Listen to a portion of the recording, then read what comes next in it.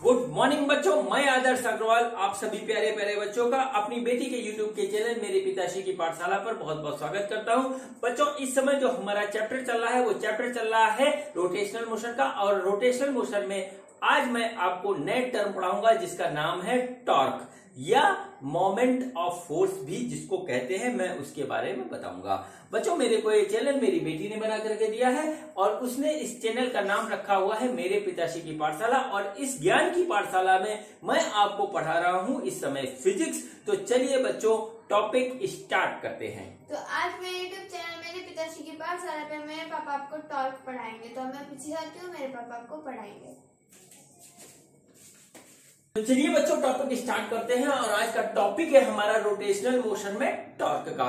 बच्चों, आज हम टॉर्क के बारे में बात करेंगे। टॉर्क क्या होता है, टॉर्क कैसे इफेक्ट करता है और टॉर्क से हमारा टर्निंग इफेक्ट कैसे आता है, इसके बारे में हम आज बात करेंगे और इसके कुछ सवाल भी लगाएंगे। ठीक है बच्चों, ये हमारा रोटेशनल मोशन का जो है वीडियो सीरीज चल रहा है और अब तक मैं इसमें आपको 2 वीडियो बना करके दे चुका हूं। पहले वीडियो में मैंने आपको इंट्रोडक्शन करवाया रोटेशनल मोशन का। रोटेशनल मोशन क्या होता है एंगुलर डिस्प्लेसमेंट, क्या होता है एंगुलर वेलोसिटी, क्या होता है एंगुलर एक्सेलरेशन, वो बताया। और उसके बाद दूसरे वीडियो में मैंने इससे रिलेटेड कुछ आपको सवाल कराए और इक्वेशन ऑफ रोटेशनल मोशन पे भी मैंने आपको सवाल करवाए। बच्चों, आज का टॉपिक इंपॉर्टेंट है टॉर्क का। इस पे बहुत से सवाल बनते हैं और इसका यूज बहुत से सवालों में होता है। तो चलिए बात करते हैं, हम टॉर्क की स्टार्ट करते हैं। बच्चों, सबसे पहले मैंने आपको जो बात बताया था वहीं से स्टार्ट करते हैं। कुछ टर्म हमारे लीनियर मोशन के थे और कुछ हमारे रिलेटिव उसी के रोटेशनल मोशन के आए थे। ठीक है, रोटेशनल मोशन के हमारे टर्म आए थे। तो सबसे पहला जो टर्म आया था वो आया था डिस्प्लेसमेंट, वो हमारा आया था डिस्प्लेसमेंट। और रोटेशनल मोशन में दूसरा टर्म आया था थीटा, एंगुलर डिस्प्लेसमेंट। ये लीनियर डिस्प्लेसमेंट था, ये एंगुलर डिस्प्लेसमेंट था। फिर उसके बाद आई थी लीनियर वेलोसिटी, फिर आई थी एंगुलर वेलोसिटी और फिर आया था हमारा टेंजेंशियल एक्सीलरेशन और एंगुलर एक्सीलरेशन। इस तरीके से आया था। ठीक है बच्चों, देखिए डिस्प्लेसमेंट था, फिर वेलोसिटी, फिर एक्सीलरेशन, इसमें angular displacement, angular velocity, angular acceleration. इसके बाद जो हमारा टर्म आता है लीनियर मोशन में वो आता है हमारा फोर्स का। ठीक है, देखिए फोर्स होगा तभी एक्सीलरेशन होगा।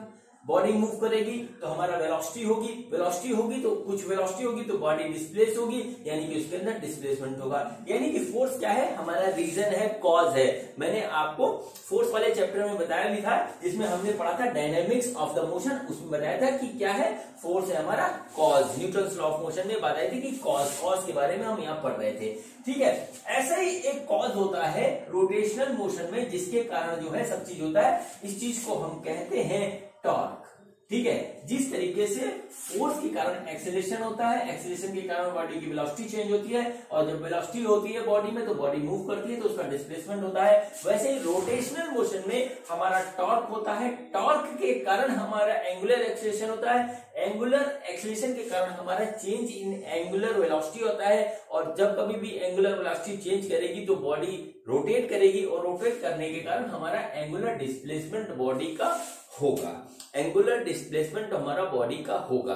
ठीक है, तो देखिए एनालॉगी के हिसाब से यदि लीनियर डिस्प्लेसमेंट का जो है एनालॉगी है एंगुलर डिस्प्लेसमेंट और लीनियर वेलोसिटी का एनालॉगी है एंगुलर वेलोसिटी, लीनियर एक्सीलरेशन या टेंजेंशियल एक्सीलरेशन का एनालॉगी है हमारा एंगुलर एक्सीलरेशन। उसी तरीके से फोर्स का एनालॉगी है हमारा टॉर्क रोटेशनल मोशन में। रोटेशनल मोशन में तो देखते हैं कि टॉर्क क्या होता है। टॉर्क बच्चों होता है सीधे सीधे टर्निंग इफेक्ट ऑफ, इसको हम यदि समझे turning effect of force, turning effect of force इसको कहते हैं। ये होता है हमारा टॉर्क। इसको हम कहते हैं मोमेंट ऑफ फोर्स।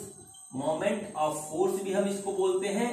इसको टॉर्क के बारे में सिंपली बोलते हैं और इसका सिंबल होता है टाउ। इसको बोलते हैं टाउ।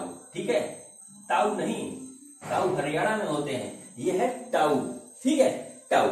ठीक, अब देखिए चलिए इसकी बात करते हैं और देखते हैं कि हमारे पास ये किस तरीके से काम करता है और क्या क्या इसका फार्मूला होता है, क्या इसका रोल होता है, क्या इसका हमारा जो है इफेक्ट होता है। इसको देखते हैं। तो चलिए बॉडी बच्चों चलिए बच्चों, सबसे पहले हम जो है हेडिंग डालते हैं टॉर्क।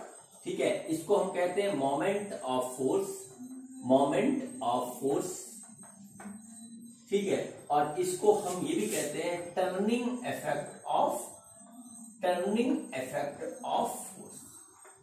ठीक है, इसका हम डेली यूज भी करते हैं अपने घरों में, डेली यूज करते हैं, डेली। अभी दिखाऊंगा, बताऊंगा किस तरीके से डेली यूज करते हैं। ठीक है बच्चों, तो सपोज करिए कि ये हमारे पास एक छोटा सा क्या है, बोल्ट है। ठीक है, बोल्ट है हमारे पास, एक छोटा सा बोल्ट है और ये कहीं पे जो है फिक्स है, कहीं लगा हुआ है, नट में लगा हुआ है, बोल्ट है। अब हमें इसको टाइट करना है या खोलना है, कोई भी लेना है। तो अगर हम इसको हाथ से करेंगे तो क्या कर पाएंगे, हाथ से करेंगे तो क्या हम इसको कर पाएंगे ना, तो हम बोल्ट बढ़िया तरीके से टाइट कर पाएंगे, और यदि टाइट बोल्ट है तो हम उसको खोल भी नहीं पाएंगे। तो इसके लिए बच्चों हम क्या करते हैं, हम एक इंस्ट्रूमेंट का यूज करते हैं, और वो इंस्ट्रूमेंट हमारा कहलाता है रिंच।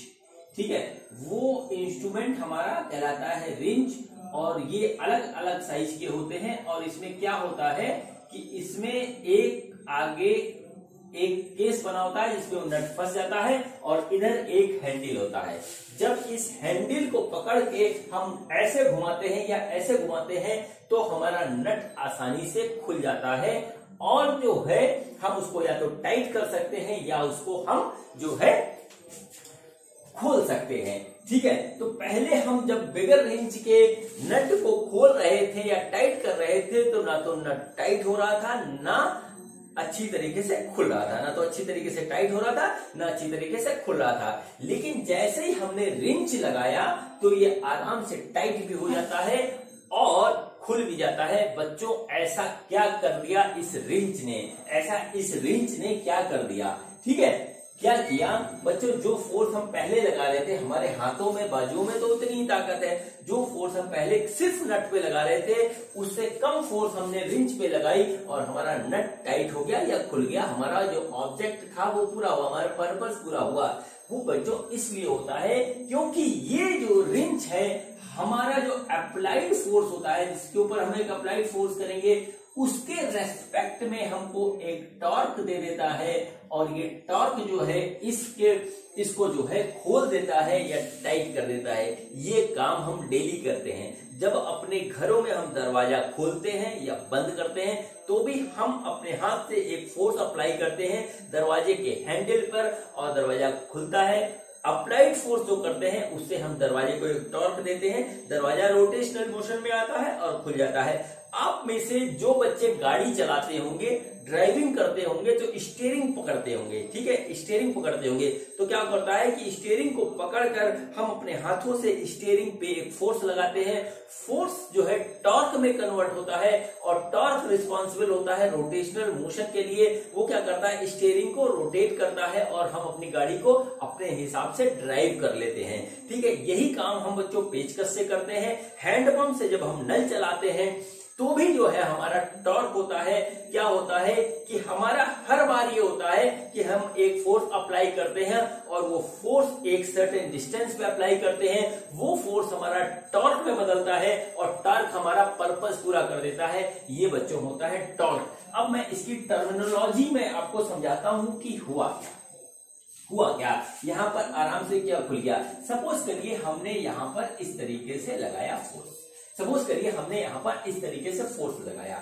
अब जब ये फोर्स लगाते हैं बच्चों, फोर्स हम लगाते हैं तो इस फोर्स जो है मूवमेंट प्रोड्यूस करेगा। फोर्स जो है फोर्स हमारा मूवमेंट प्रोड्यूस करेगा। फोर्स के कारण बॉडी में मूवमेंट आता है, तो बॉडी यहां से मूव करने की कोशिश करेगी। लेकिन ये होती है यहाँ पर हिंज। ठीक है, इसके अंदर हमारी फंसी हुई है, ये किसी चीज से लिंक है। अब ये इसको यहां से भागने नहीं देता है। ठीक है, भागने नहीं देता है तो क्या होता है, इस फोर्स F के कारण इस रिंच में एक आता है टर्निंग इफेक्ट। ठीक है भाई, आगे मूव नहीं कर पाएगा, लेकिन यह टर्न कर सकता है, तो आता है इसमें टर्निंग इफेक्ट। और इस टर्निंग इफेक्ट को हम कहते हैं टॉर्क। इस टर्निंग इफेक्ट को हम कहते हैं टॉर्क।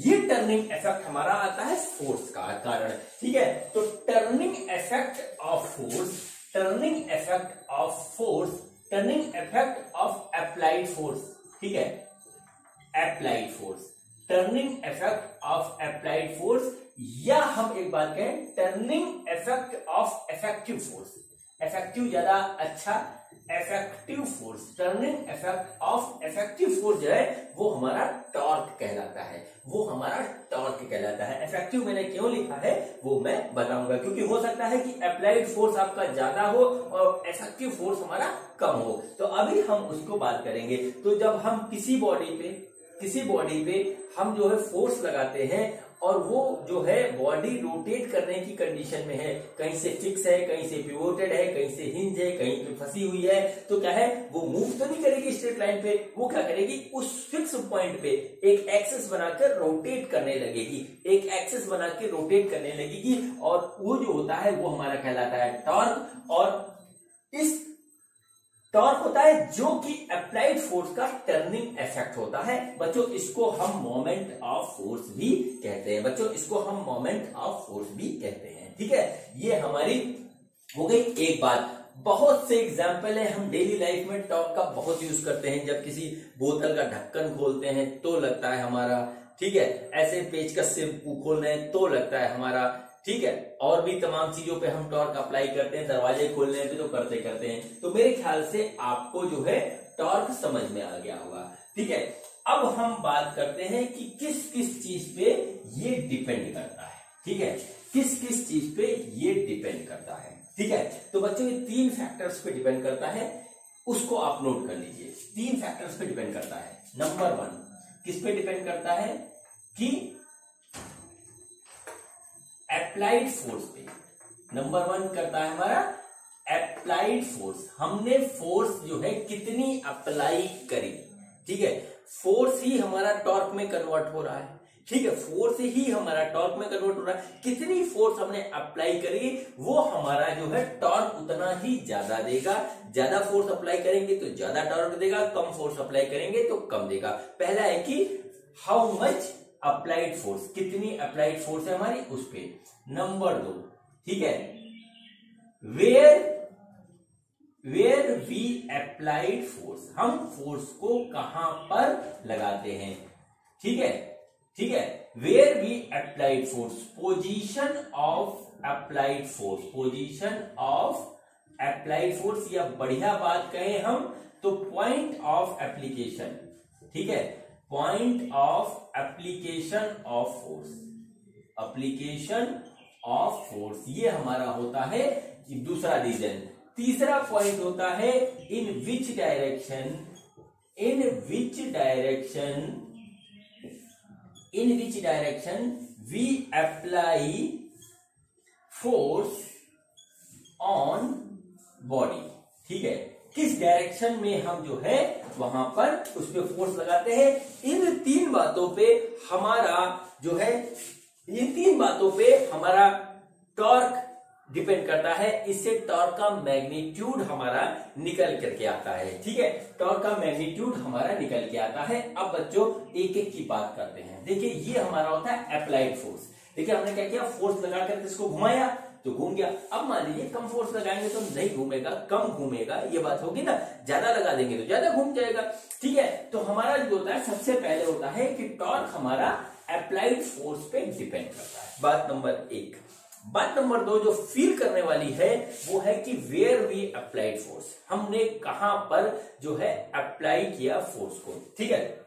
तो देखिए क्या होता है, ये हमारा क्या है, ये एक्सिस ऑफ रोटेशन है, ठीक है, एक्सिस ऑफ रोटेशन हमारा जो है वो ये है, ठीक है। यहां से इस डिस्टेंस पे हम जो है आर मान लेते हैं, ये एक्सिस ऑफ रोटेशन से आर डिस्टेंस पे हमने जो है फोर्स अप्लाई किया, और यहां से यहां की डिस्टेंस को हम कहते हैं फोर्स आर्म, ठीक है, फोर्स आर्म कहते हैं। ये इसकी डिस्टेंस हमारी एक्सिस से होती है आर, इसकी डिस्टेंस हमारे एक्सिस से होती है आर, ठीक है, ये हमारा फोर्स आर्म होता है। अब देखिए इसका बहुत बड़ा रोल होता है, इसका बहुत बड़ा रोल होता है। फोर्स आर्म हमारा जितना बड़ा होगा, फोर्स आर्म हमारा जितना बड़ा होगा उतना ज्यादा ही हमको टॉर्क मिलेगा। फोर्स आर्म हमारा जितना बड़ा होगा उतना ही ज्यादा हमको टॉर्क मिलेगा। ये रूल होता है बच्चों। टॉर्क का जो बेसिकली फार्मूला होता है, टॉर्क का जो बेसिकली फार्मूला होता है वो होता है टॉर्क इंटू आर इंटू अभी लिख रहे हैं, वेक्टर फॉर्म में भी लिखेंगे, फोर्स परपेंडिकुलर। ठीक है, परपेंडिकुलर फोर्स जो हमारा होता है उसके कारण जो है हमारा जो टॉर्क मिलता है वो मैक्सिमम होता है। कुल मिलाकर के अभी आप ये ध्यान रखिए कि torque is equal to force arm into applied force in perpendicular direction of force arm force in perpendicular direction of R force, ये हमारा टॉर्क देता है। तो देखिए टॉर्क हमारा दो चीज पे डिपेंड कर रहा है, एक तो आर पे और एक एफ परपेंडिकुलर पे हमारा डिपेंड कर रहा है डिपेंड कर रहा है हमारा टॉर्क। टॉर्क हमारा दो चीज पे डिपेंड कर रहा है, एक तो आर पे डिपेंड कर रहा है और दूसरा जो है परपेंडिकुलर कंपोनेंट ऑफ फोर्स पे डिपेंड कर रहा है। परपेंडिकुलर क्यों होता है अभी मैं थोड़ी देर में आपको बताता हूं। ठीक है, अब देखिए ये हमारा हो गया फोर्स आर्म, मतलब हमको क्या करना है, हमको ज्यादा टॉर्क लगाना है तो हम एक्सिस से जितनी दूरी पे लगाएंगे उतना ज्यादा हमें टॉर्क मिलेगा। मैं आपको ये बात फील करवाता हूं। देखिए हमारे सबके घरों में दरवाजा है।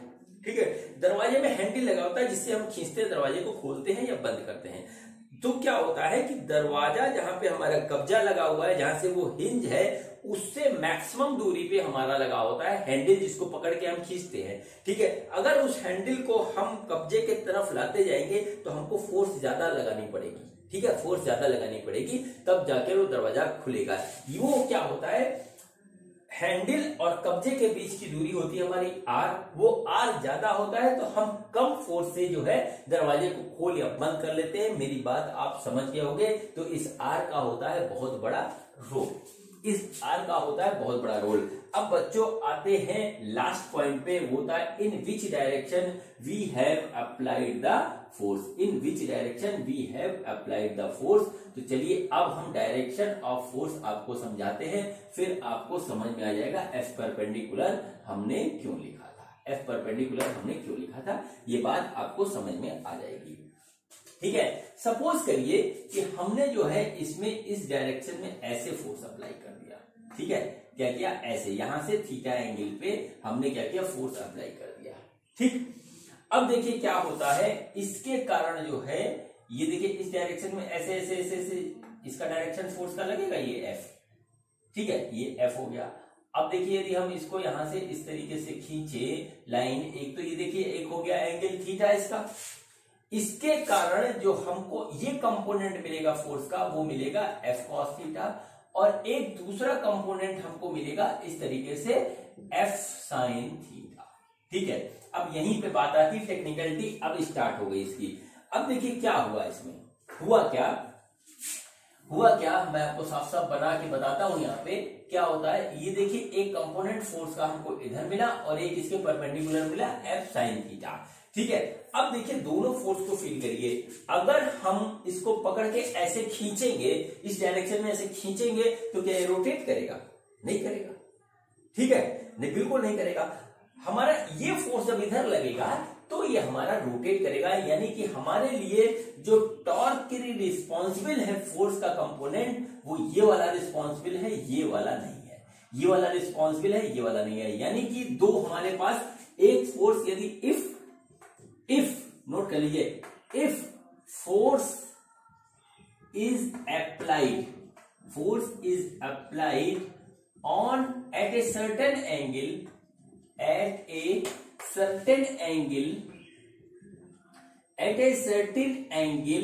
On force arm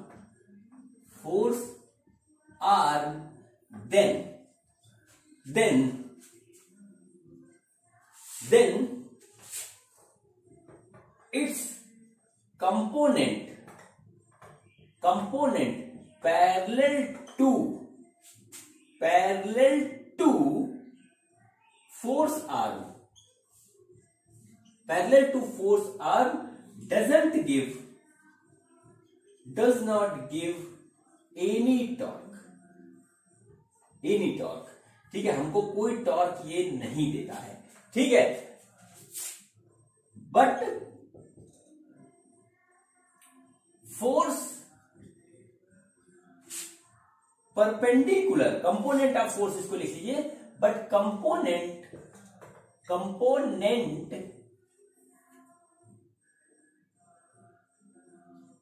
of force perpendicular to force arm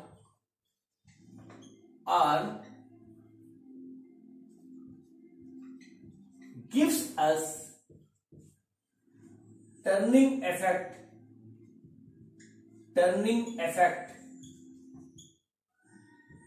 और torque.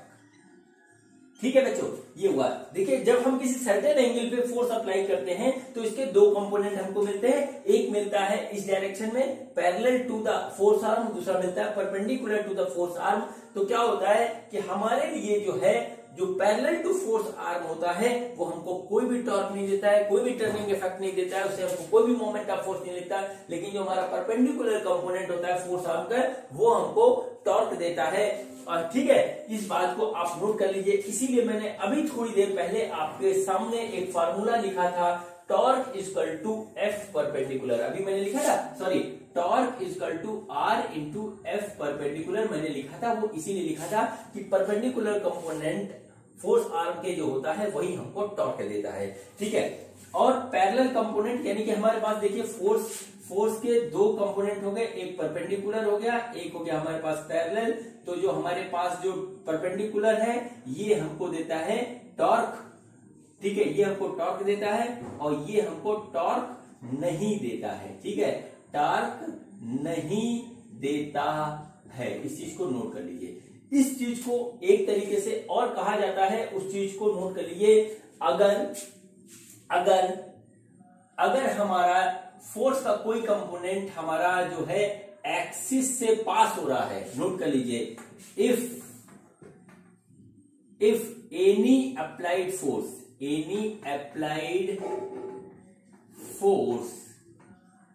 passes through axis, then it not give any torque। ठीक है, एनी टॉर्क, ये हमारा जो होता है ये इसका रूल होता है। हमारे पास सिर्फ परपेंडिकुलर कंपोनेंट है, ये जो है हमारा जो आएगा वो हमको जो है देगा टॉर्क। तो चलिए अब बात करते हैं आगे की, इसमें और भी बातें हैं उसके बारे में बात करते हैं। तो देखिए क्या हुआ, टॉर्क हमारा क्या हो गया इस कंडीशन के हिसाब से, R into F perpendicular, R into F perpendicular हुआ। देखिए यहां पर एफ परपेंडिकुलर हमारा क्या होगा, R into F sine theta. ठीक है, R into F sine theta. ठीक, अब बच्चों करते हैं आगे की बात ये हुई। देखिए इसको हम किस तरीके से लिख सकते हैं, इसको हम वेक्टर फॉर्म में लिखेंगे तो ये जाएगा आर क्रॉस एफ हो जाएगा हमारा। ये देखिए टॉर्क हमारा क्या है, वेक्टर क्वांटिटी है, नोट कर लीजिए।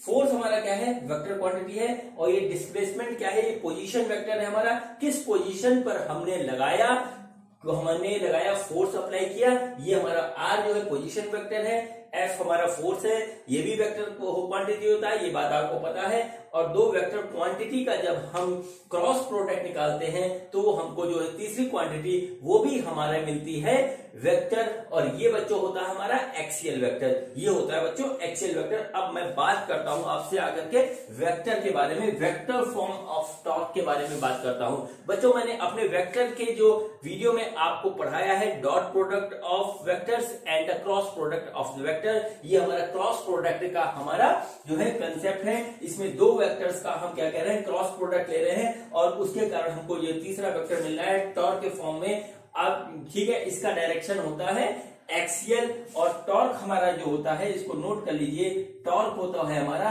एक्सियल वेक्टर, टॉर्क होता है हमारा एक्सियल वेक्टर।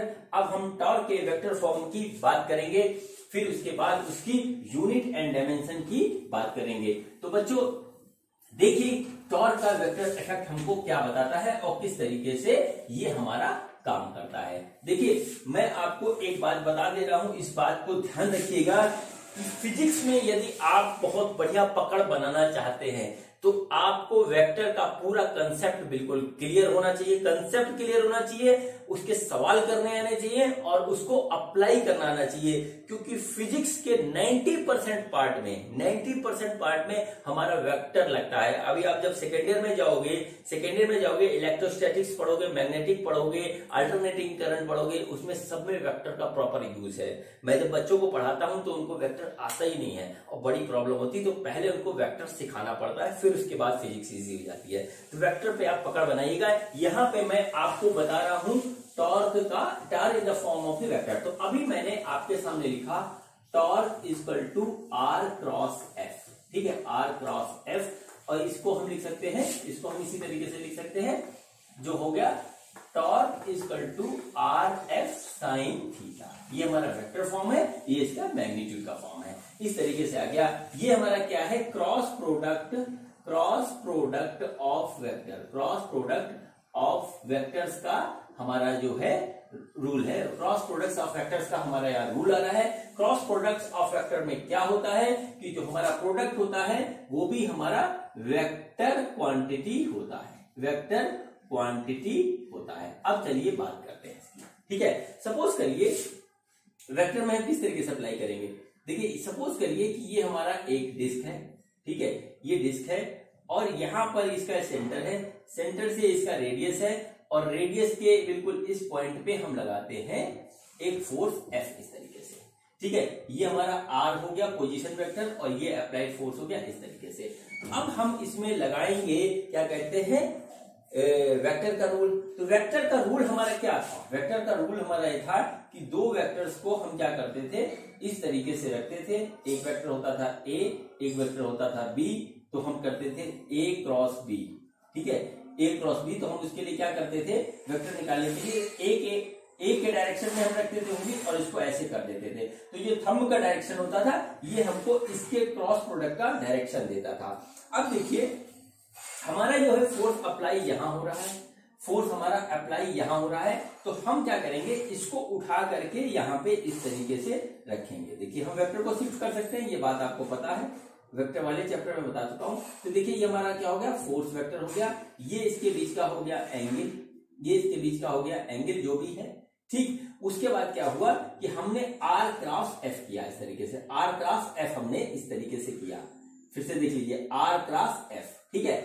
R के डायरेक्शन में हम रखेंगे अपने उंगलियों को और उसको जो है F के डायरेक्शन में मोड़ देंगे, तो हमारा ये इस तरीके से जो थंब का डायरेक्शन होगा ये हमको देगा जो है direction of torque, axial vector का डायरेक्शन। यानी कि क्या हुआ, टॉर्क का डायरेक्शन हमारा ये होता है, टॉर्क का डायरेक्शन हमारा ये होता है, टॉर्क का ये डायरेक्शन होता है। अब देखिए क्या होता है, इस तरीके से क्या होता है कि जो हमारा टॉर्क का डायरेक्शन मिला वो एक्चुअली इस तरीके से मिला। अब देखिए हम बात अभी और कर रहे हैं, ये हमने बात कर दी आपसे जो जब हमारा फोर्स एकदम परपेंडिकुलर लगा हुआ था। अब मैं दूसरा केस बना रहा हूं, उसको भी आप देख लीजिए, ठीक है। हमने क्या किया, हमने एक इस तरीके से डिस्क थी हमारी, डिस्क की रेडियस है, ये इसकी रेडियस को हमने पोजीशन वेक्टर में लिख दिया और फोर्स हमने लगाया कुछ इस तरीके से, ठीक है। देखिए फोर्स यहां से हमने कुछ इस तरीके से लगाया, ये एंगल थीटा है यहाँ पे, ठीक है, ये एंगल थीटा है। अब देखिए फिर वही रूल लगाएंगे इसमें। देखिए हम क्या करेंगे, फोर्स को जो है फिर यहाँ पे इस तरीके से ऐसे बनाएंगे, इसके पैरेलल रहेगा, एग्जैक्ट पैरेलल ही में ना, ये एंगल थीटा हो जाएगा, ठीक है। ये हमारा हो गया फोर्स। अब देखिए R क्रॉस F ऐसे करेंगे, तो देखिए क्या होगा, torque equal to R cross F, ये आ जाएगा हमारा। तो R क्रॉस F क्या होगा यहाँ पे, यदि हम इसका निकालेंगे तो हो जाएगा RF साइन थीटा, ठीक है। यहाँ पे थीटा ये एंगल आ जाएगा। अब देखिए क्या होता है, ये हमने एक सर्टेन एंगल पे हमने लगा रखा है, तो इसके दो कंपोनेंट मिलेंगे, एक F cos थीटा और ये मिलेगा हमको F साइन थीटा, ठीक है। ये पैरेलल कंपोनेंट हो गया, ये परपेंडिकुलर कंपोनेंट हो गया। अब हमारा जो है ये परपेंडिकुलर कंपोनेंट ही हमारा रिस्पॉन्सिबल होता है टॉर्क के लिए, वो चीज मैं आपको बता चुका हूं। तो देखिए ये हमारा इस तरीके से आ जाता है, ठीक। तो अब देखिए इस तरीके से ये हमारा आ गया vector form of torque. Vector form of torque में हमारा इस तरीके से ये निकल आया, ठीक है बच्चों। तो अब मैं इसके आगे की बात आपको बता रहा हूं, उसको देखिएगा। Clockwise and anti clockwise torque and उसका जो है साइन क्या होता है। तो देखिए ये हमारे पास एक इस तरीके से डिस्क है और डिस्क का ये है हमारा रेडियस r, इसको पोजीशन वेक्टर में लिखा और हमने यहां पर इस तरीके से लगा दिया फोर्स। ठीक है, ये हमारे पास दूसरी डिस्क है। ठीक है, ये देखिए दूसरी डिस्क है और हमने फोर्स इसमें इस तरफ से इस तरीके से लगाया F और ये हमारा इसका रेडियस है, ये इसका सेंटर O है, इधर फोर्स लगाया, इस तरीके से लगाया, दोनों परपेंडिकुलर है, किसी एंगल पे नहीं लगाया। अब देखिए यहां पर क्या हो रहा है। ठीक है, हमें निकालना है इसका जो है टॉर्क का डायरेक्शन। तो हमने क्या किया, इसको यहां शिफ्ट कर लिया, इस F फोर्स को इस तरीके से। ठीक है, और इसका निकालना डायरेक्शन, तो देखिए हमने यहां पर इस तरीके से इस फोर्स को इस तरीके से यहां पर कर लिया शिफ्ट। ठीक है, अब हमारा जो टॉर्क हमें मिल रहा है, टॉर्क होता है R क्रॉस F। देखिए इसको ध्यान रखिएगा, R क्रॉस F, फिर से बोल रहा हूं। तो देखिए क्या हो रहा है, इस केस में क्या हो रहा है, R क्रॉस F, हमको टॉर्क मिल रहा है इस डायरेक्शन में और बॉडी टर्न करेगी इधर। इस फोर्स की वजह से बॉडी का टर्निंग का डायरेक्शन इस तरफ होगा। ठीक है, तो ये डायरेक्शन हमारा होता है एंटी क्लॉकवाइज। एंटी क्लॉकवाइज ये डायरेक्शन हमारा होता है anti clockwise. Anti clockwise direction होता है, इसमें देखिए ऐसे बॉडी मूव करेगी, R क्रॉस F, ये हमारी एड से बॉडी मूव करेगी, ये एंटी क्लॉकवाइज डायरेक्शन हो गया इसका। अब देखिए इसमें क्या होता है, इसमें देखिए क्या होगा, R का जो पोजीशन वेक्टर R है हमारा, वो देखिए इस साइड में है। ठीक है, इस साइड में R क्रॉस F, देखिए हम ऐसे रखेंगे तो हमारे ये थंब है, ये बोर्ड के अंदर के डायरेक्शन में जा रहा है। ठीक है, क्या हुआ, ये बोर्ड के अंदर के डायरेक्शन में जा रहा है और ये हमारी बॉडी रोटेट करेगी ऐसे, यानी कि ये बॉडी हमारी रोटेट कर रही है, किस डायरेक्शन में रोटेट कर रही है, ये कर रही है हमारी क्लॉकवाइज। ठीक है, ये हमारी कर रही क्लॉकवाइज। अब देखिए ये एंटी क्लॉकवाइज है, ये क्लॉकवाइज है। एंटी क्लॉकवाइज डायरेक्शन को, एंटी क्लॉकवाइज डायरेक्शन हमारा होता है इस डायरेक्शन में बाहर की ओर और क्लॉकवाइज डायरेक्शन होता है अंदर की ओर, एक्सियल। ठीक है, सेंटर के अलोंग अंदर की ओर होता है। तो बच्चों इसको हम लेते हैं पॉजिटिव और इसको हम लेते हैं निगेटिव, यानी एंटी क्लॉकवाइज हमारा आता है पॉजिटिव टॉर्क माना जाएगा और जो है क्लॉकवाइज जो होगा वो हमारा नेगेटिव टॉर्क माना जाएगा। एंटी क्लॉकवाइज हमारा जो होगा वो पॉजिटिव टॉर्क माना जाएगा और क्लॉकवाइज जो है नेगेटिव टॉर्क माना जाएगा। वैसे जो है जब किसी बॉडी पे एक से ज्यादा फोर्स लगे होते हैं तो हम इन दोनों को कंसीडर करते हैं। यदि किसी बॉडी पे सिर्फ एक फोर्स लगा है तो उसको जो है डायरेक्टली मैग्नीट्यूड में लिख देंगे, उसमें नेगेटिव पॉजिटिव लिखने की जरूरत नहीं पड़ती है। ठीक है बच्चों, अब ये हमारी बात हो गई पूरी तरीके से जो है टॉर्क की। अब मैं आता हूं उसी बात पे जो मैं अपने हर एक वीडियो में कहता हूं, उसको बहुत ध्यान आप दे करके देखिएगा, unit and dimension of torque. ठीक है, मैं यूनिट एंड डायमेंशन पे इसलिए जोर देता हूं बच्चों क्योंकि हमारा चाहे एग्जाम नीट का हो, चाहे जेई का हो या हमारा बोर्ड का हो, उसमें एक क्वेश्चन कम से कम, अधिक से अधिक 2 क्वेश्चन हमारे जो है यूनिट डायमेंशन पे जरूर आते हैं और आपको इस साथ साथ में पढ़ना चाहिए। इसलिए मैं आपसे इसकी बात जरूर करता हूं और करता रहूंगा, unit and dimension of torque. ठीक है, चलिए इसके बारे में बात करते हैं। तो देखिए यूनिट हमारा, देखिए क्या है, यूनिट हम सबसे पहले निकालने हैं। तो टॉर्क का फॉर्मूला हमारा क्या होता है, टॉर्क का जो फॉर्मूला होता है वो होता है R क्रॉस F। तो हमारा यूनिट ऑफ टॉर्क जो आएगा, यूनिट ऑफ टॉर्क जो आएगा वो आएगा unit of R into unit of force. ठीक है, यूनिट ऑफ फोर्स। तो देखिए इसका जो होता है हमारा जो R है, ये हमारा डिस्टेंस है और डिस्टेंस हम नापते हैं मीटर में, तो इसको लिखेंगे मीटर। और फोर्स की यूनिट होती है हमारी जो है न्यूटन। ठीक है, तो ये हो गया। तो हमारा जो इसकी यूनिट हो गई वो हो गई न्यूटन मीटर। इसको हम इस तरीके से लिखेंगे, न्यूटन मीटर। ठीक है, ये पता होना बहुत जरूरी होता है। इसको लोग बच्चे हल्के में लेते हैं और बाद में होते हैं परेशान एग्जामिनेशन के टाइम में। खैर चलिए, ठीक है, अब देखिए डायमेंशन लिखेंगे। तो डायमेंशन ऑफ टॉर्क जब हम निकालेंगे, डायमेंशन ऑफ टॉर्क जब हम निकालेंगे बच्चों, तो देखिए क्या आएगा, dimension of R into dimension of force, इस तरीके से लिखेंगे। तो देखिए ये है डिस्टेंस, इसका डायमेंशन होगा हमारा L से रिप्रेजेंट होगा और इंटू ये होगा mLT⁻², फोर्स का होता है। मैंने आपसे कह रखा है कि डायमेंशन निकालने में आप सिर्फ एक फिजिकल क्वांटिटी का डायमेंशन याद रखिए, वो है फोर्स। अगर वो याद रखेंगे तो आप अधिकतर निकाल लेंगे। तो देखिए फोर्स आ गया, ये आ गया, इन दोनों को मल्टीप्लाई करेंगे तो हमारा आ जाएगा mL⁻²T⁻², ये होता है इसका डायमेंशन। ठीक है, ये होता है हमारा इसका डायमेंशन। ठीक, ये हमारी बात हो गई पूरी टॉर्क के बारे में। अब चलिए मैं आपको टॉर्क एक बार फिर से रिवाइज करवा करके फिर इसके करवाता हूं आपको सवाल, इसके सवाल करवाता हूं। और इसका यूज बहुत होगा रोलिंग मोशन में और कई जगह इसका यूज है। और जो बच्चे 12th में जाएंगे, 12th में बहुत बड़ा यूज है, क्योंकि वहां पर टर्निंग इफेक्ट इलेक्ट्रिसिटी के कारण बहुत ज्यादा होता है। चलिए, इलेक्ट्रिसिटी इन मैग्नेटिज्म के कारण। चलिए खैर, अब देखिए टॉर्क क्या होता है। टॉर्क होता है टर्निंग इफेक्ट। टॉर्क का फार्मूला होता है R into F perpendicular. Torque को वेक्टर फॉर्म में हम इस तरीके से लिख सकते हैं, R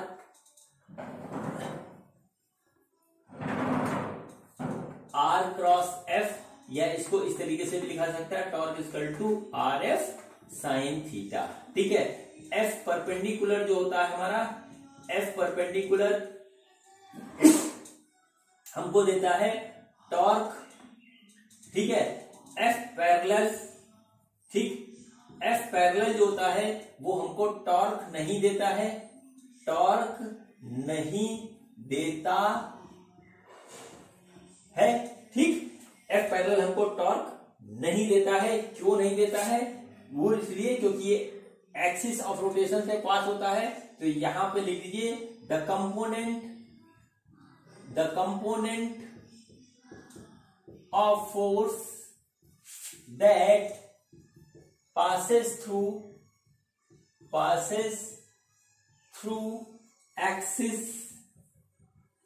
of rotation does not produce, मेरे कैसे लिख दें, produce any torque। ये हमारी बच्चों पूरी बात है टॉर्क की। टॉर्क हम डेली यूज करते हैं और ये एक बहुत ही इंपॉर्टेंट फिनोमेना है हमारी डेली लाइफ का। ठीक है बच्चों, तो चलिए अब बातें हो गई खत्म, अब सवाल करते हैं हम शुरू। बातें हो गई खत्म, अब सवाल करते हैं शुरू। तो देखिए पहला क्वेश्चन है, बहुत सिंपल क्वेश्चन है कि हमारे पास एक जो है डिस्क है। ठीक है, इसका रेडियस कितना है? इसका रेडियस है 1 मीटर और इसके ऊपर जो है हम एक फोर्स इस तरीके से लगा रहे हैं, इस तरीके से फोर्स लगा रहे हैं। सपोज करिए ये 10 न्यूटन का है, तो हमारा टॉर्क कितना होगा? ठीक है, फोर्स हमारा इतना है, ये फोर्स हमारा 10 न्यूटन का इस डायरेक्शन में लग रहा है, रेडियस इसका है 1 मीटर, तो हमारा टॉर्क कितना होगा ये हमको बताना है। तो देखिए बहुत इजी क्वेश्चन है बच्चों, torque equal to R into F perpendicular. ठीक है, इस तरीके से हमने लिख दिया एफ परपेंडिकुलर, और ये हमारा आ गया इस तरीके से, R है हमारा 1 और F हमारा परपेंडिकुलर डायरेक्शन में 10 न्यूटन है, तो हमारा जो 10 न्यूटन मीटर का टॉर्क हमको यहाँ पर मिल गया। 10 न्यूटन मीटर का हमको टॉर्क यहाँ पर मिल गया। अब देखिए सेकंड केस में हम क्या करते हैं कि इसके ऊपर हम फोर्स लगाते हैं डायरेक्शन में। चलिए केस बदल देता हूं मैं। ठीक है, ये हमारा एक क्वेश्चन हो गया। दूसरा क्वेश्चन ये है कि ये हमारे पास एक रॉड है इस तरीके से। ठीक है, एक रॉड है इस तरीके से, इसकी लेंथ है, ये यहां से पिवोटेड है, इसकी लेंथ है 5 मीटर, इसकी लेंथ कुछ इस तरीके से 5 मीटर है, और इस पे हमने यहां से इस तरीके से 10 न्यूटन का फोर्स लगाया, यहां से 37 डिग्री पे, 37 डिग्री पे हमको जो है हमने यहां पर जो लगाया फोर्स लगाया, तो क्या होगा, इस फोर्स के कारण जो हमारा टॉर्क मिलेगा उसका मैग्नीट्यूड और डायरेक्शन क्या होगा ये हमको बताना है। ठीक है बच्चों, तो अब देखिए इसके दो तरीके हैं करने के, मैं दोनों तरीके से आपको करवा देता हूं। सबसे पहले हम क्या करेंगे कि यहां से इसके कंपोनेंट निकाल लेंगे। ठीक है, देखिए कंपोनेंट निकालेंगे, ये हमारा क्या हो गया, ये हमारा हो गया 37 है, तो ये भी 37 हो जाएगा। ठीक है, ये फोर्स हमारा है 10 न्यूटन का। ठीक है, तो देखिए इसका एक कंपोनेंट हमको मिलेगा 10 cos 37 और इधर एक दूसरा कंपोनेंट मिलेगा 10 sin 37। ठीक है, ये हमारा हो गया F पैरेलल और ये हो गया हमारा F परपेंडिकुलर। तो हमारा टॉर्क जो हमको मिलेगा, टॉर्क हमें मिलेगा R इंटू एफ परपेंडिकुलर। तो R हमारा है 5 मीटर और F परपेंडिकुलर है हमारा 10 sin 37 डिग्री। यानी कि क्या हुआ 5 इंटू 10 और साइन 37 होता है बच्चों हमारा 3/5। ये बात आप जानते हो बहुत अच्छी तरीके से। ये हमारा गया कट और इस तरीके से आ गया, तो 5 इंटू 6 यानी कि हमारा ये आ गया 30 न्यूटन मीटर का फोर्स आ गया। ठीक है, ये टॉर्क हमारा लग गया, सॉरी टॉर्क आ गया हमारा 30 न्यूटन मीटर का, मैं फोर्स गलत बोल गया। ठीक है, टॉर्क आ गया हमारा 30 न्यूटन मीटर का। दूसरी बात इसमें थी कि हमारा जो है क्या होगा हमारा डायरेक्शन। ठीक है, डायरेक्शन क्या होगा, तो डायरेक्शन निकालने के लिए हम क्या करेंगे, इसको यहाँ पे पॉइंट ऑफ एक्सिस पे इसका एफेक्ट डालेंगे और यहाँ करेंगे r क्रॉस f। देखिए थंब हमारा बाहर जा रहा है, यानी कि क्या होगा r क्रॉस f इस तरीके से हमारा होगा। इसको मोड़ेंगे तो ये हमारा होगा एंटी क्लॉकवाइज, यानी कि हमको क्या मिलेगा, पॉजिटिव टॉर्क मिलेगा, हमको पॉजिटिव टॉर्क मिलेगा। यहां से ये बात हो गई। अब ये हमारा क्वेश्चन हो गया पूरा कंप्लीट। इसको हम एक तरीके से और कर सकते थे, अब वो तरीका देखते हैं। ठीक है, अब वो तरीका देखते हैं। अब हम वेक्टर फॉर्म में इसको कर सकते थे, तो वेक्टर फॉर्म में करने के लिए क्या तरीका होता है, ठीक है, torque is equal to r into F perpendicular. तो ये हमारा आ जाता है, दोनों वेक्टर फॉर्म में होंगे। इसको हम जब लिखेंगे तो आ जाएगा आर एफ साइन थीटा। ठीक है, अब देखिए वैल्यूज रखेंगे यहाँ पे। देखिए r की वैल्यू 5 है, f की वैल्यू 10 है और साइन थीटा की वैल्यू हमारी 37 है। तो ये आ गया 5 इंटू 10 इंटू 37 हो गया हमारा 3/5। ये गया कट। आंसर सेम आएगा। मेथड से बताने के लिए मैंने आपको इस तरीके से भी कराया। अब यहाँ पर हम फोर्स नहीं लगाएंगे, यहाँ पे हम वेक्टर का साइन नहीं लगाएंगे, ये हमारा मैग्नीट्यूड दे रहा है। फोर्स हमारा डायरेक्शन हमारा फिर से वही रहेगा जो पहले आया, डायरेक्शन नहीं बदलेगा। डायरेक्शन एक ही तरीके से निकालते हैं, वो निकालते हैं r क्रॉस f, या तो क्लॉकवाइज होगा या एंटी क्लॉकवाइज होगा हमारा। ठीक है बच्चों, तो ये क्वेश्चन हमारा हो गया कंप्लीट। अब बच्चों फोर्स जो होता है हमारा कई तरीके से दिया होता है, फोर्स हमको कई तरीके से देता है। ठीक, कई तरीके से फोर्स हमको देता है। तो एक फोर्स हमारा दिया होता है वेक्टर के कार्टेशियन फॉर्म में।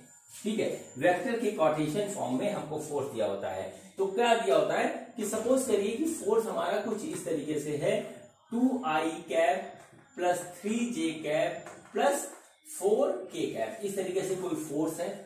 ठीक है, और ये फोर्स अप्लाई है एक पॉइंट पे, पॉइंट है हमारा P, और पॉइंट का जो पोजीशन वेक्टर है, पॉइंट का जो पोजीशन है, पॉइंट की जो पोजीशन है वो कुछ इस तरीके से है कि 2i plus j plus 3k, इस तरीके से है। अब हमको क्या निकालना है, हमको निकालना है टॉर्क अबाउट पॉइंट। ठीक है, torque about point i minus 3j minus 5k, इस टाइप से हमको निकालना है यहाँ पे जो है टॉर्क। ठीक है, अब देखिए हम इसको कैसे करेंगे। देखिए ये फोर्स है, ये फोर्स इस पॉइंट पे अप्लाई, ये पूरा का पूरा वेक्टर का क्वेश्चन आ जाता है। और इसमें बच्चे थोड़ी बहुत गलती करते हैं, ज्यादा नहीं गलती करते, थोड़ी बहुत गलती कर देते हैं, डर जाते हैं या IJK को देखकर। तो डरने की जरूरत नहीं है, इससे डरने की जरूरत नहीं है। अब देखिए क्या होगा यहाँ पे क्या होगा, सपोज करिए कि ये हमारा पॉइंट है O, नीचे वाला पॉइंट है। ठीक है, ये हमारा पॉइंट है I minus 3j minus 5k, इस तरीके से पॉइंट है। और ये दूसरा पॉइंट है P। ठीक है, ये पॉइंट O है, ये पॉइंट P है, और इसका जो हमारा जो है कोऑर्डिनेट दे रखे हैं वेक्टर फॉर्म में, वो दे रखे हैं 2i plus j plus 3k, इस तरीके से दे रखे हैं। यहां पर एक फोर्स अप्लाई होता है, किसी भी डायरेक्शन में अप्लाई हो, ये फोर्स हमारा अप्लाई हो रहा है 2i plus 3j plus 4k, इस तरीके से ये अप्लाई होता है 2i plus 3j plus 4k। ठीक है, तो अब क्या करना होगा हमको, जो है इसके क्वेश्चन है कि इस पॉइंट के अबाउट इसका टॉर्क निकालिए। तो देखिए इस क्वेश्चन को बच्चों किस तरीके से करते हम इस तरीके से है कि हम यहां से यहां तक का पोजीशन वेक्टर निकालते हैं। ठीक है, पोजीशन वेक्टर r निकालते हैं, इस पॉइंट को मानते हैं r1 और इस पॉइंट को मानते हैं हम r2। तो पोजीशन वेक्टर निकालना मैंने आपको बता रखा है। पोजीशन वेक्टर किस तरह निकलता है, वो निकलता है R2 माइनस R1। ये होता है हमारा पोजीशन वेक्टर निकालने का तरीका। तो हम इसको इस तरीके से निकालेंगे तो आएगा हमारा 2i plus j plus 3k minus, इसको ब्रैकेट में रखेंगे i minus 3j minus 5k, ये हमारा इस तरीके से आ गया। और इसको हम यदि सॉल्व करेंगे तो आएगा 2i plus j plus 3k minus i plus 3j plus 5k, इस तरीके से हमारे पास आ गया। तो फाइनली जो आ रहा है वो आ रहा i प्लस 4j और प्लस 8k, ये हमारी आ गई पोजीशन वेक्टर। इस पोजीशन वेक्टर को हम यहाँ साइड में नोट कर लेते हैं। r इक्वल टू जो आया है वो आया है i प्लस 4j और प्लस 8k, ठीक है। ये हमारा आ गया जो है position vector of this point about this point, क्योंकि हमको रोटेट इस पॉइंट के अबाउट करना है। ये हमारा एक्सिस का काम करेगा पॉइंट O। अब देखिए f हो गया हमारा, f है हमारा जो हमको दे रखा है 2i plus 3j plus 4k, ठीक है। 2i plus 3j plus 4k, ये हमारा इस तरीके से निकल आया। अब बच्चों हमको इसमें जो है निकालना पड़ेगा टॉर्क, और यहां पर जो टॉर्क हम निकालेंगे वो प्योर और प्योर वेक्टर क्रॉस प्रोडक्ट के फंडे से निकालेंगे। Pure and pure vector cross product के फंडे से निकालेंगे। आपको वेक्टर भूलना नहीं है, उसकी एक एक बात ध्यान रखनी है, क्योंकि वेक्टर का पूरे फिजिक्स में बहुत बड़ा रोल है, ठीक है। अब देखिए क्या होता है, टॉर्क हमारा क्या था, टॉर्क हमारा था r क्रॉस f। देखिए वेक्टर की बात हो रही है, वेक्टर के ही फॉर्म में रखेंगे। इसमें जो है आई जे के जो फॉर्म में देखा है तो हमारा थीटा लिखने की जरूरत नहीं, क्योंकि आई जे के हमको ऑलरेडी डायरेक्शन बता रहे हैं। तो देखिए क्या होगा, ये हमारा हो जाएगा r है हमारा i plus 4j plus 8k, ये निकल के आया है क्रॉस, ठीक है। 2i plus 3j plus 4k, इस तरीके से ये हमारा आ गया। और अब हम इसका क्रॉस प्रोडक्ट लेंगे। अगर क्रॉस प्रोडक्ट लेना आपको आता है तो बहुत अच्छी बात है, नहीं आता है तो सीख लीजिए, पिछले वेक्टर के चैप्टर से कुछ सवाल कर लीजिए, बाकी मैं तो बता ही रहा हूं, ठीक है। तो इसका जो हम निकालते थे वो निकालते थे डिटरमिनेंट के फॉर्म में, वो था i j और k, इस तरीके से लिख लिया 1 4 8 और 2 3 4, इस तरीके से हमने लिखा। यहां पर ला करके एक डिटरमिनेंट बनाया। अब इसको सॉल्व करेंगे तो सॉल्व करने का तरीका क्या था, i इसको छुपाया, इसको छुपाया, इसका इससे मल्टीप्लीकेशन माइनस दिस, तो देखिए क्या आ रहा है 4 इंटू 4 माइनस 3 इंटू 8, ये आया। उसके बाद लिखते थे माइनस j, इसको छुपाया, इसको छुपाया, 1 इंटू 4 माइनस 2 इंटू 8, ये आ गया। और फिर प्लस k, ये तो आ जाएगा हमारा 1 इंटू 3 माइनस 2 इंटू 4, ये हमारा इस तरीके से आ गया। इसको सॉल्व करके लिखेंगे i 16 minus 24 minus j 4 minus 16 plus k 3 minus 8, इस तरीके से आ गया। तो ये आ गया हमारा 16 में से जाएगा तो माइनस 8i, ठीक है, माइनस 8i प्लस 12j, और ये हमारा आ जाएगा माइनस 5k। ये हो गया हमारा बच्चों टॉर्क। टॉर्क का ये हमारा आ गया वेक्टर फॉर्म में, टॉर्क की हमारी जो है वैल्यू आ गई। अब यदि हमसे कोई पूछता है कि what is the magnitude of this torque, ठीक है, तो वो हम इस तरीके से निकाल देंगे, minus 8 square plus 12 square minus 5 square, इसको सॉल्व कर लेंगे तो मैग्नीट्यूड ऑफ टॉर्क हो जाएगा।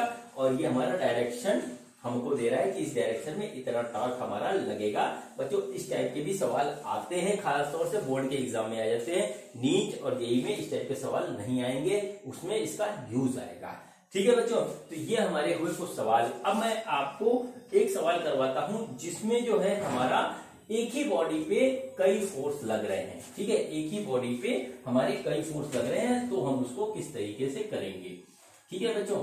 देखिए क्या हो रहा है, देखिए हमारे पास एक बॉडी है, ठीक है, यहाँ पे देखिए ये किस तरीके से एक बॉडी है, ये सपोज करिए एक डिस्क है, ठीक है, इस पे इसका रेडियस है हमारा 1 मीटर, और इसके इस पॉइंट पे हमारा फोर्स लग रहा है इस तरीके से 20 न्यूटन का, और इस पॉइंट पे हमारा फोर्स लग रहा है 10 न्यूटन का। अब देखिए यहाँ पे डायरेक्शन नेगेटिव पॉजिटिव वाला हमको देखना पड़ेगा, ठीक है, डायरेक्शन नेगेटिव पॉजिटिव का देखना पड़ेगा, ठीक है। अब देखिए क्या हो रहा है, तो क्वेश्चन है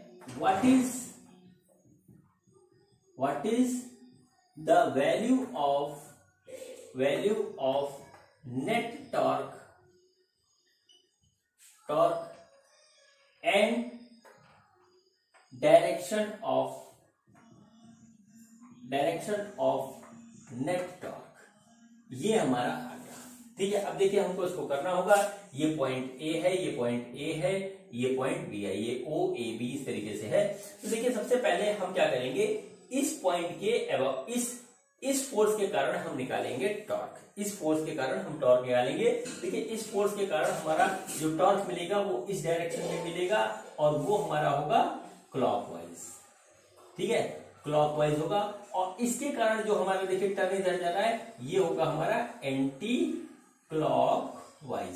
क्लॉकवाइज हमारा होगा जो है टॉर्क, ठीक है। तो सबसे पहले हम निकालते हैं कि टॉर्क बी इस तरीके से लिख लेते हैं, मतलब torque due to force that applied on the point B, इसको हमने टॉर्क बी लिख दिया। तो देखिए वो क्या होगा, आर इंटू एफ परपेंडिकुलर, तो देखिए क्या होगा, आर है हमारा 1 मीटर और एफ यहाँ पे परपेंडिकुलर है 20 न्यूटन, तो ये हमारा आ रहा है 20 न्यूटन मीटर का फोर्स। अब ये हमारा क्लॉकवाइज है, क्लॉकवाइज होता है नेगेटिव, तो नेगेटिव ऑफ 20 न्यूटन मीटर ये हमारा आ गया, तो ये टॉर्क हो गया B. Torque due to force applied on the point A, इसको हम लिख लेते हैं टॉर्क ए, और ये हो गया आर इंटू एफ परपेंडिकुलर, तो देखिए आर है हमारा 1 मीटर, एफ परपेंडिकुलर है हमारा, देखिए कितना है 10 न्यूटन है, तो ये हमारे पास जो नेट टॉर्क आ गया वो आ गया 10 न्यूटन मीटर। और ये हमारा एंटी क्लॉकवाइज है, एंटी क्लॉकवाइज टॉर्क को हम लेते हैं पॉजिटिव, एंटी क्लॉकवाइज टॉर्क को हम लेते हैं पॉजिटिव। तो हमारे पास जो टॉर्क नेट आएगा बच्चों, देखिए क्या होगा, टॉर्क नेट जो आएगा वो आएगा torque due to A and plus torque due to B, ठीक है। तो हमारा ए आया है +10 न्यूटन और बी आया है -20 न्यूटन मीटर, तो इस तरीके से आ गया हमारा, ये हमारा +10 है और ये हमारा -20, तो आ गया ये हमारा -20 न्यूटन मीटर का टॉर्क हमको नेट मिलेगा। और माइनस आ रहा है, यानी कि ये फाइनली ये बॉडी जो है हमारी मूव करेगी क्लॉकवाइज डायरेक्शन में। बच्चों इस क्वेश्चन को फिर से देख लीजिए, एक ही बॉडी है, उसमें हमारा जो है उसमें हमारा फोर्स लग रहा है, एक इस डायरेक्शन में लगेगा, इस डायरेक्शन में, ये फोर्स इस डायरेक्शन में हमको क्लॉकवाइज टॉर्क देगा, ये एंटी क्लॉकवाइज डायरेक्शन जो है हमको टॉर्क देगा, ये एंटी क्लॉकवाइज डायरेक्शन में टॉर्क देगा। अब क्या होगा बच्चों, इसके बाद क्या होगा कि हम इस फोर्स के कारण टॉर्क कैलकुलेट करेंगे, जो कि हमारा निगेटिव आएगा, क्योंकि क्लॉकवाइज डायरेक्शन निगेटिव होता है टॉर्क का। उसके बाद जो है हम इस फोर्स के कारण टॉर्क कैलकुलेट करेंगे, जो कि पॉजिटिव आएगा, क्योंकि एंटी क्लॉकवाइज डायरेक्शन हमको पॉजिटिव टॉर्क देता है। उसके बाद क्या होगा कि हम दोनों को नेट निकालने के लिए दोनों को हम जोड़ देंगे, और इससे हमको जो है नेट टॉर्क मिल जाएगा। निगेटिव आ रहा है नेट टॉर्क, निगेटिव का मतलब हुआ कि हमारी बॉडी फाइनली जो है क्लॉकवाइज डायरेक्शन में मूव करेगी, ठीक है बच्चों। ये हमारी बात हुई टॉर्क की पूरी, और जो है सवालों का तो कोई एंड नहीं होता है, सवालों का कोई एंड नहीं होता है, एक से एक सवाल आते जाएंगे, आगे मैं इसका यूज मैं आपको बताऊंगा। तो बच्चों एक चीज हम आपको बताते हैं, उसको नोट कर लीजिए, वो काम आएगा, वो होता है कपल फॉर्मेशन, ठीक है, couple formation due to torque, ठीक है। होता क्या है, कुछ नहीं है, सिर्फ नाम है। सपोज करिए क्या है कि एक रॉड है, ठीक है, ये एक रॉड है और ये यहां से हिंज है या नहीं हिंज है। अब देखिए क्या करते हैं कि इस पे हम इस डायरेक्शन में फोर्स लगाते हैं, इस पे इस डायरेक्शन में फोर्स लगाते हैं, ठीक है। दोनों का फोर्स चलिए F1 है, F2 है, ठीक है। अब देखिए ये यहां से हिंज है, इसकी डिस्टेंस सपोज करिए R है, इसकी डिस्टेंस सपोज करिए R है, ठीक है। अब देखिए इस फोर्स के कारण हमारा जो है इस डायरेक्शन में टॉर्क मिलेगा और इस फोर्स के कारण इस डायरेक्शन में टॉर्क मिलेगा। तो देखिए टॉर्क का डायरेक्शन एक ही है, टॉर्क का डायरेक्शन एक ही है। ये बॉडी ऐसे ही रोटेट करेगी, इस फोर्स के कारण भी, इस फोर्स के कारण भी, ठीक है, इस फोर्स के कारण भी करेगी, इस फोर्स के कारण भी करेगी। और हमारा टॉर्क हो गया डबल, मतलब इसके कारण भी हो गया, इसके कारण भी डबल हो गया। ये इसलिए इसको डबल टॉर्क होने के कारण इसको हम कहते हैं कपल, ठीक है, कपल फॉर्मेशन, ठीक है, कपल फॉर्मेशन ऑफ टॉर्क, ठीक है। देखिए फोर्स का डायरेक्शन हमारा अपोजिट है, फोर्स का डायरेक्शन अपोजिट है, लेकिन टॉर्क का डायरेक्शन हमारा सेम आ जा रहा है। टॉर्क हमारा हमको मिल रहा है एंटी क्लॉकवाइज, इसको बोलते हैं कपल फॉर्मेशन। ये हमारा इलेक्ट्रोस्टैटिक्स में बहुत यूज होता है, ठीक है, इलेक्ट्रोस्टैटिक्स में बहुत यूज होता है जब हम लोग डाइपोल पढ़ेंगे, ठीक। ये हमारा हो गया कपल फॉर्मेशन, इसमें कुछ नहीं है। इसमें इसके कारण जो हमारा टॉर्क निकलेगा वो हमारा निकलेगा R क्रॉस F2 और इसके कारण जो टॉर्क निकलेगा वो मिलेगा R क्रॉस F1।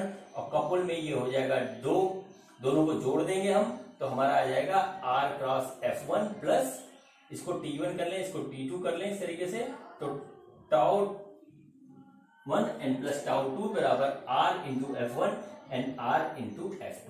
ये हमारा होता है जो क्या कहते हैं कपल फॉर्मेशन। जब अपोजिट डायरेक्शन में एक ही बॉडी पे अलग अलग डायरेक्शन में फोर्स लग रही हो तो उससे हमारा टॉर्क का कपल बनता है। बस इतनी सी बात है, ठीक है। अब बच्चों एक फार्मूला और होता है, उसको चलिए हम देखते हैं, और वो होता है हमारा टॉर्क बराबर आई अल्फा, ठीक है बच्चों, टॉर्क बराबर आई अल्फा। इस पे अभी कोई क्वेश्चन नहीं कराएंगे, सिर्फ फॉर्मूले को मैं प्रूव कराऊंगा, ठीक है। हमारा होता है torque equal to I alpha, ठीक है। बड़ा इंपॉर्टेंट फॉर्मूला है, रोटेशनल मोशन को समझने के लिए इसको समझना बहुत जरूरी है, ठीक है। तो बच्चों सबसे पहले हम बात करते हैं एनालॉजी की। तो फिर हम वही लिखेंगे लीनियर और फिर लिखेंगे एंगुलर, ठीक है, लीनियर एंगुलर। लीनियर में क्या था हमारा थीटा था, सॉरी लीनियर में हमारा डिस्प्लेसमेंट था s, इसमें एंगुलर डिस्प्लेसमेंट थीटा था, इसमें वेलोसिटी v थी, इसमें एंगुलर वेलोसिटी ओमेगा थी, इसमें हमारी जो थी एक्सेलरेशन टेंजेंशियल एक्सेलरेशन था, इसमें हमारा एंगुलर एक्सेलरेशन था, इसमें फोर्स लगा बच्चों, इसमें टॉर्क लगा। अब यहां से आगे कहानी स्टार्ट होती है। कहानी क्या स्टार्ट होती है कि फोर्स बराबर होता है हमारा ma और टॉर्क बराबर होता है हमारा R इंटू एफ, ऐसे कह सकते हैं इसको। अब ये R इंटू एफ अपनी कहानी बदलता है, और क्या बदलता है उसको मैं आपको बताने जा रहा हूं, ठीक है। तो सपोज करिए क्या हुआ हमारे पास, हमने एक फोर्स किसी बॉडी पे लगाई और वो फोर्स होती है हमारी ma, इस तरीके से। देखिए सारा याद रखना, हमको कुछ भूलना नहीं है कि हम टॉर्क पढ़ रहे हैं तो पिछली बातें भूल जाए। अब इस फोर्स के कारण हमको मिला टॉर्क, r डिस्टेंस पे हमारी जो है फोर्स लग रही थी, तो हमने क्या किया, इससे निकाला टॉर्क, तो हमने इसको इस तरीके से यहां कर लिया। अब क्या हुआ, इस टॉर्क के कारण हमारा एंगुलर एक्सेलरेशन प्रोड्यूस हुआ, ठीक है। फोर्स क्या करता है, टेंजेंशियल एक्सेलरेशन प्रोड्यूस करता है, तो टॉर्क प्रोड्यूस करता है एंगुलर एक्सेलरेशन। तो टॉर्क ने एंगुलर एक्सेलरेशन प्रोड्यूस किया, और वो एंगुलर एक्सेलरेशन क्या होगा, वो होगा हमारा आर अल्फा। ये बात मैं आपको पहले वीडियो में बता चुका हूं, ठीक है। ये हमारा होगा R alpha, A equal to A T equal to R alpha, इस तरीके से कह सकते हैं, या A equal to R alpha कर लें, कुछ भी कर लें। तो वो हमारा ये आ गया इस तरीके से। तो हम क्या करते हैं, आर इंटू एफ यहां इसी तरीके से लिखते हैं, फिर R into M into R alpha लिखते हैं। हमने आर अल्फा क्यों लिखा वो बता दूं, ये टर्म आना है टॉर्क का, तो इधर ये टर्म है एंगुलर का, ठीक है। तो हम यहां भी एंगुलर के टर्म लिख रहे हैं, लिखेंगे ही। ये हमारा लीनियर था तो एफ बराबर एम ए हमने लिख रखा था। तो देखिए ये हो गया आर इंटू एफ हमारा होता है टॉर्क, ये मैं आपको बता चुका हूं। अब देखिए यहाँ पे क्या हो रहा है, यहाँ पे आ रहा है, सबको गुणा करेंगे तो आ जा रहा है M R square into alpha, ठीक है। ये हो गया torque equal to M R square into alpha, और इस एम आर स्क्वायर को बच्चों हम कहते हैं आई।